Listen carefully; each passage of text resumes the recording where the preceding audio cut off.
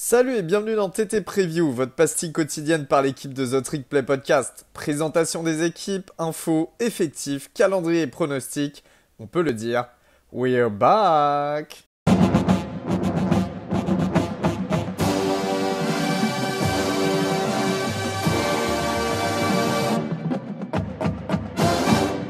Bonjour à tous et bienvenue dans cette nouvelle preview de The Trick Play. Aujourd'hui, je suis avec mon ami Augustin Gabal. Comment ça va, Augustin? Salut Lyon. Aujourd'hui, on se dirige du côté du Sud Texas et notamment l'Université du Texas à San Antonio, UTSA, les Roadrunners, comme vous les connaissez, qui sortent d'une très grosse saison, qui est un programme extrêmement jeune, qui a été créé en 2009. Alors, pour la petite anecdote, tous les fans de Friday Night Lights, Tim Riggins est censé aller jouer dans ce programme. À un moment, après, il abandonne la fac, mais c'est ce programme-là. Et à l'époque, le programme n'existait pas, il me semble. Donc voilà, c'est la petite anecdote. Il joue du côté de l'Alamodome, donc un stade de 60 000 places emblématique. Tous les gros sports américains, que ce soit professionnels ou au niveau universitaire, ont eu des gros matchs dans ce stade. La WWE a organisé deux Royal Rumble dans ce stade. Enfin voilà, stade historique, pareil, des grosses équipes nationales en football, en soccer qui ont joué. C'est vraiment un stade mythique quelque part et qui représente bien le Sud Texas. Et bien évidemment, il y a tous les matchs lycéens et notamment les finales lycéennes texanes qui s'y jouent assez régulièrement. Voilà. Pour ce qui est du programme, eh bien, ils sont en conférence USA, mais ils vont passer en 2023 en AAC. Ça montre une ascension quand même assez fulgurante du programme en aussi peu de temps. Un programme créé donc il y a 13 ans de ça.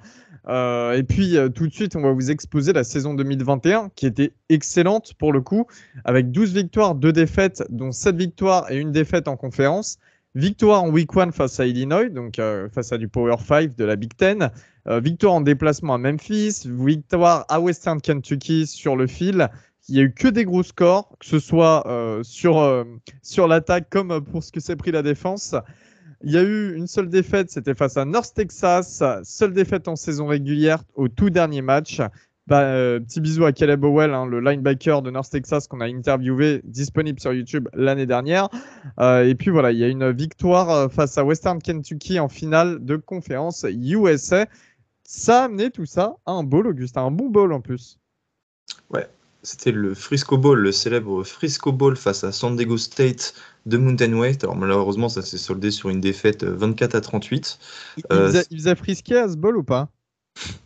Tu sais où c'est le Frisco Bowl au moins? Ouais, c'est Avant dans de le faire ta stade blague. dans le stade du FC Dallas, l'équipe de football, de soccer, excusez-moi, de Dallas. Exactement. Du coup, ça leur a même pas valu d'être classé dans l'AP Poll de fin de saison, ce que je trouve plutôt honteux. D'une façon générale, Elio, c'était la meilleure saison de leur histoire, la meilleure saison de la récente histoire des Roadrunners, puisque le programme a été créé en 2009, comme tu l'as dit, pour seulement la deuxième saison de Jeff Traylor à la tête du programme.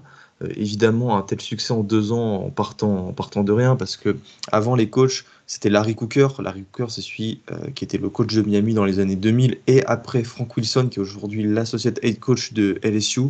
Ces deux coachs n'avaient pas réussi à faire des bonnes choses là-bas à San Antonio, mais Jeff Traylor, en l'espace de 2 saisons, a réussi à faire ce qu'ils n'avaient jamais réussi à faire, et évidemment, ça a attisé les convoitises de programme du Power 5, mais Jeff Traylor, en bon texan, qui a été notamment coach de high school, a décidé de prolonger, une prolongation de 10 ans, assez chère d'ailleurs, et son buyout, pour l'anecdote, est élevé à 7,5 millions de dollars. Elio, on part comment pour la saison 2022? On en avait parlé de ce coach l'année dernière parce que c'est vraiment formé au Texas. Il a fait toutes ses classes au Texas. Il a entraîné et a été pendant plus de 15 ans un super coach de lycée au Texas. Puis il était parti ensuite du côté de Texas, de SMU. Il a eu des rôles d'adjoint, tout ça. C'est vraiment un mec formé dans le cru. Donc ça va être intéressant parce que ça annonce les échéances en fait pour les prochaines années, notamment au niveau des commits. Alors, cette année, en termes de commits, ils sont à la 80e classe du pays, avec 6 transferts qui sont arrivés. C'est la 2e classe de conférence USA. Ce qui se passe souvent, c'est qu'au niveau des joueurs qui recrutent UTSA, c'est un petit peu les seconds couteaux du Texas. On sait que c'est un état très très profond au niveau de la qualité pour les joueurs. Tu peux en trouver un petit peu partout et un petit peu perdu n'importe où dans l'état. L'état est extrêmement grand en plus. Et l'UTSA profite de ça même si ce n'est pas des joueurs haut classés, c'est des joueurs qu'ils arrivent à former. Et Traylor, donc, qui était ancien coach lycéen, en est la preuve. Au niveau du coaching staff, on a eu le départ de l'offensive coordinator Barry Looney, qui est parti pour le même poste du côté d'Illinois, donc en Big Ten. Il a été remplacé par un duo, Matt Maddox, l'offensive line coach de l'année dernière, et Will Steen, qui était l'ancien receveur coach et qui est maintenant offensive coordinator et QB coach également. Au niveau de l'attaque, eh bien, on a 9 starters de retour. C'est énorme et c'est pas mal de joueurs qui sont là en 3e, voire 4e année. Donc, très expérimentés. Ça, c'est vraiment intéressant pour l'attaque qui était déjà c'était de la dynamite déjà l'année dernière. Là, ça va être encore plus pour 2022. Ils avaient une moyenne de 36,9 points en 2021, la 11e meilleure attaque du pays, avec en figure de proue comme quarterback Frank Harris, qui est un super senior, donc 6e saison de college football. Il est gaucher. Il a lancé 3200 yards, 27 touchdowns et 6 interceptions. Et il a couru 570 yards et 6 touchdowns. C'est un vrai dual threat. On voit, il n'a pas un gabarit immense et fantastique, mais il s'est vachement bien utilisé déjà son bras gauche. Trouver ses receveurs et trouver surtout le petit couloir où il peut courir. J'ai regardé pas mal de ses tapes avant d'enregistrer cet épisode. Donc voilà, c'est intéressant à aller voir ses highlights. Il y a eu un gros départ également. Sincere McCormick, le running back qui a été 2 fois All-American, super running back. En retour, il y a peu de running backs qui sont en forme. La plupart sont blessés. Va falloir un petit peu remplacer McCormick, mais il n'y a pas vraiment un nom qui ressort. On parlait même du portail des transferts. Ils sont encore en train de regarder UTSA apparemment. Cependant, dans les airs, ça risque encore d'être la folie avec 3 receveurs seniors, donc ultra expérimentés, qui sont de retour, qui cumulaient à eux 3 en 2021 2600 yards, 25 touchdowns. Donc un des meilleurs trios du pays. En tout cas, un des meilleurs peut-être même le meilleur, non, allez, un des meilleurs, parce que je pense à Western Kentucky également, mais de Group of Five. Il y a eu un départ sur la O-line, c'est le tackle Spencer Burford qui a été drafté au 4e tour cette année par les San Francisco 49ers. Mais en revanche, il y a 4 starters de retour, pareil, très expérimentés, tous des juniors, je crois, ou seniors, voilà. Donc, sincèrement, l'attaque, à part à la course, ça devrait être quand même pas mal du tout pour cette saison à venir. Mais comment ça se passe du côté de la défense, Gus? La défense sera coupée en deux, littéralement, puisqu'il y aura évidemment une très très grosse défense contre la course, un gros run-stop. C'était la 11e meilleure équipe du pays l'an dernier au niveau des statistiques. Même s'il y aura quelques départs, même s'il y a eu quelques départs cette année, ils devraient être bien remplacés, à commencer par le sophomore Brandon Brown. Il y a également un bon corps de linebacker qui ne va pas bouger. Les titulaires sont de retour. Et je vous conseille de surveiller l'outside linebacker Jimori Robinson, qui était le 3e defensive end de JUCO en 2021, qui est déjà pro-ready athlétiquement. En revanche, la défense contre la passe a été une véritable catastrophe en 2021. C'était la 110e équipe du pays à ce niveau-là, avec les statistiques cumulées. Grosso modo, la principale faiblesse dans cette défense atroce aérienne, c'est qu'ils permettent trop de gros jeux, en fait, des jeux de plus de 30 yards, et c'est la pire équipe de tout le pays, tout simplement, sur les 130 de FBS depuis quelques années maintenant. Ça ne risque pas de s'arranger parce que chez les DP, il y a le départ du cornerback Tariq Woolen, vous savez, ce freak qui a été drafté au 5e tour par les Seahawks. Il va être remplacé par un senior qui a certes des bonnes stats, mais tu n'as aucune assurance dans les airs. Mais en revanche, tu as l'arrivée du safety de LSU, le fameux Pig Cage, qui va faire un bien fou à cette défense aérienne. Maintenant, reste à savoir comment tout ça va se goupiller, parce que c'était vraiment pas ça l'an dernier, et il va falloir vraiment... En fait, le salut de la défense passera par une défense contre la passe qui s'est substantiellement améliorée. On ne se fait pas de soucis pour le run-stop, mais voilà, si c'est trop compliqué dans les airs cette année, UTSA va avoir beaucoup de mal pour élever son niveau de jeu. Très bien, très bien. Augustin, alors, il y a une question un petit peu plus large finalement qui se pose à partir de ce moment-là. On en a parlé, c'est un programme jeune, ils sortent d'une très bonne saison. Bon, ça a l'air de rester un petit peu sur les mêmes rails pour l'année prochaine. Mais est-ce que UTSA a vraiment le potentiel pour devenir un programme majeur, incontournable du Group of Five finalement? Alors oui, je le pense. cette question, si on s'était posé il y a 2-3 ans, tu m'aurais rionné, enfin tout le monde nous aurait rionné.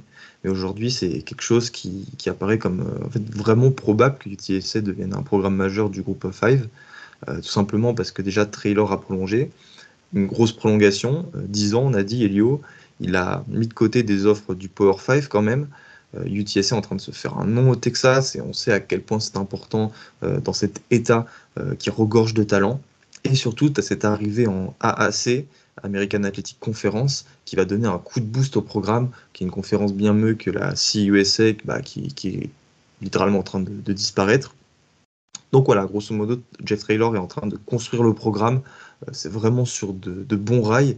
Et j'ai envie de dire, quand tu passes de l'une des pires équipes du college football sur ces dernières années à une équipe qui a un potentiel énorme, avec les arguments que là je viens d'évoquer, donc la prolongation, l'arrivée dans une nouvelle conférence et le recrutement, tu te dis que ça peut être encore mieux. Et tu fais bien de parler de ce recrutement. Encore une fois, je reviens sur ce que j'ai dit tout à l'heure, mais le recrutement texan, c'est ultra intéressant là. Alors, on va parler draft, mais à la draft 2022, le plus grand nombre de joueurs issus d'un État drafté, ce sont des joueurs texans. Et c'est à tous les niveaux en réalité. Donc, encore une fois, Jeff Traylor, il connaît extrêmement bien son domaine. Je pense aussi que c'est pour ça qu'il a prolongé, qu'il n'est pas parti ailleurs. Il sait là où il peut réussir. Et les coachs des lycées texans l'aiment beaucoup. Et ça, c'est vraiment pas à négliger parce qu'ils peuvent envoyer leur petits à UTSA. Exactement. Donc, il y a un bel avenir quand même qui a l'air de se profiler pour UTSA, même si cette année ou l'année prochaine, etc., c'est peut-être un petit peu moins bon que ce qu'on a connu en 2021.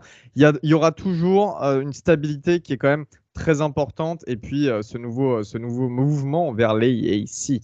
On va regarder le calendrier 2022 avec un départ assez fulgurant face aux Houston Cougars. Donc, Houston, toujours compliqué, hein, très bonne équipe, pareil du Group of Five.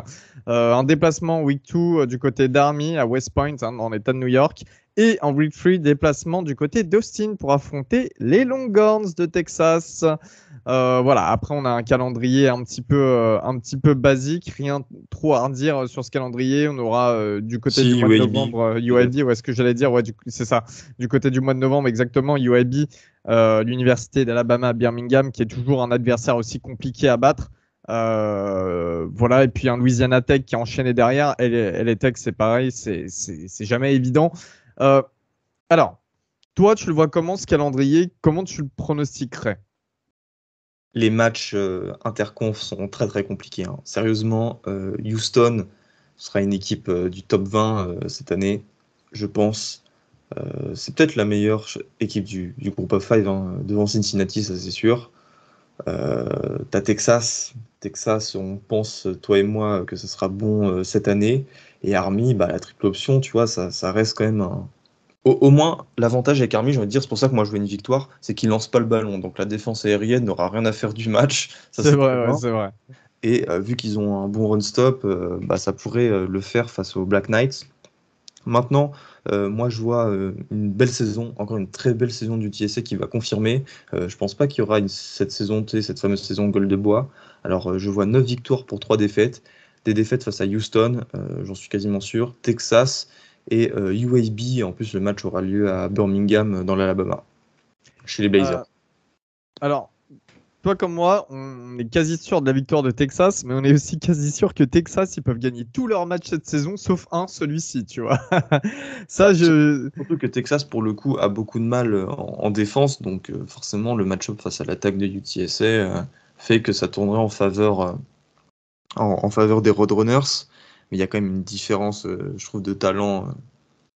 Évidemment, ouais, évidemment. Mais il risque d'y avoir des points, en effet. Alors, toi, tu es à 9 victoires, 3 défaites. Moi, je suis à 8 victoires, 4 défaites. Donc, face à Texas, bien évidemment. Houston en week 1, je vois bien Houston surprendre UTSA, sachant que c'est un déplacement pas loin aussi pour les Cougars. UAB, bien évidemment, à l'extérieur. Et j'hésite sur un Louisiana Tech ou Army, tu vois, pareil, qui peut surprendre. C'est toujours des équipes un petit peu embêtantes à jouer. Cette année, on n'a plus Bailey Zapp du côté de Western Kentucky, parce que ça, on n'en a pas parlé, mais Ça sera Avoir pas un joué problème, Western Kentucky, ouais. Ouais, avoir joué face à Western Kentucky, ça a augmenté les stats de Bailey Zappe, comme ça, diminué les stats de la défense contre la passe de UTSA. Mais voilà, donc cette année, ils sont un petit peu en reconstruction WKU en plus. Si je fais l'américain, le temps de le faire jusqu'au bout. Voilà. Donc, encore une saison positive, encore aller de l'avant et puis se préparer pour l'AAC. Gus, tout est bon pour toi. Ouais, si on devait résumer cette équipe du UTSA, énorme attaque, mais une défense très friable contre la passe. Exactement. On se dit du coup à la prochaine et à demain pour un nouvel épisode. Salut tout le monde. Salut tout le monde.